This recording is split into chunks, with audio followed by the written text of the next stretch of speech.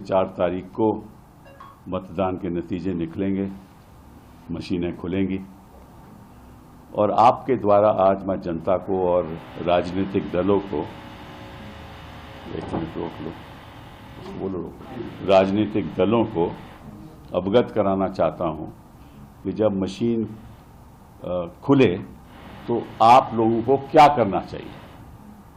ये बहुत बहुत महत्वपूर्ण है। तो मैंने एक चार्ट बनाया आपके लिए, सब दलों के लिए चार्ट बनाया है और जो भी वहां काउंटिंग एजेंट बैठे हैं उनके लिए चार्ट बनाया है कि आपको क्या सुरक्षा करनी चाहिए काउंटिंग के वक्त। ठीक है, तो मैं चार्ट ये आपको दे भी दूंगा। अब इस चार्ट में आप देखोगे कि पहले लिखा है CU नंबर। CU नंबर मतलब कंट्रोल यूनिट नंबर, बाईं तरफ ऊपर कंट्रोल यूनिट नंबर। उसके नीचे लिखा है BU number, that means ballot unit number. So control unit number होगा, यहां बैलेट नंबर यूनिट होगा। ठीक है, और फिर पेपर सील होगी, उसकी पेपर सील होगी, VVPAT ID होगा।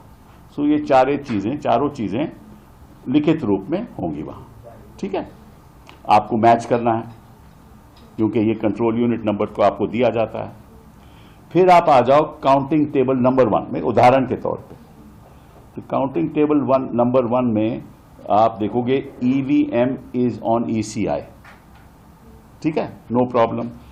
तीसरा कॉलम बहुत बड़ा इंपॉर्टेंट है। तीसरे कॉलम पे लिखा है 4 जून 24, 4 जून 2024। ठीक है, और नीचे लिखा है टाइम मतलब कि ये रिजल्ट से पहले ये लिखित रूप में आ जाएगा 4 जून टाइम। कब मतलब कि कब ये इसका टाइमिंग कब होगा ये पता चल जाएगा आपको। ठीक है, अगर इस टाइम में अंतर हो तो गड़बड़ है। तो आपको देखना है कि इस टाइम में कोई अंतर नहीं है, क्योंकि जब भी आप काउंटिंग टेबल नंबर 1 में 4 जून का खुलेगी मशीन तो आपको देखना है क्या टाइम है। ठीक है, उसमें कोई अंतर होगा, मतलब टाइम अलग दिखाएगा कि इसका मतलब कहीं और भी खुल चुकी है। ठीक, फिर अगला टेबल और इंपॉर्टेंट है सीरियल नंबर। वो सीरियल नंबर भी यहां लिखित रूप में आ जाएगा ऑफ कंट्रोल यूनिट। तो सीरियल नंबर मैच हो जाएगा, कोई दिक्कत की बात नहीं है। कैंडिडेट आ जाएंगे, टोटल पोल वोट्स आ जाएगी। ठीक है ना, टोटल पोल वोट्स जब आ जाएगी तो ध्यान से इसको देखना, ताकि जब काउंटिंग में वोट ज्यादा हो तो गड़बड़ी। फिर आ जाओ आप, अब जब ये ऊपर की बातें सब हो जाएं तभी आप रिजल्ट बटन दबाने की अनुमति देना। पहले EVM, पहले 4 जून time, serial number, candidate, battery जो भी है, जब ये खत्म हो जाए तब आप उसको बोलना कि आप रिजल्ट बटन दबाइए। ठीक है, जब आप रिजल्ट बटन दबाएंगे तो आपको लिखेगा पोल रिजल्ट, उदाहरण के तौर पे 26 अप्रैल 2024, उस दिन मतदान हुआ होगा। ठीक है ना, तो अगर इसमें भी कोई अंतर है तो भी गड़बड़ी है। और PST का मतलब poll start timer and poll end timer. तो पोल स्टार्ट कब हुई, पोल एंड कब हुई, ये भी इसमें आ जाएगा।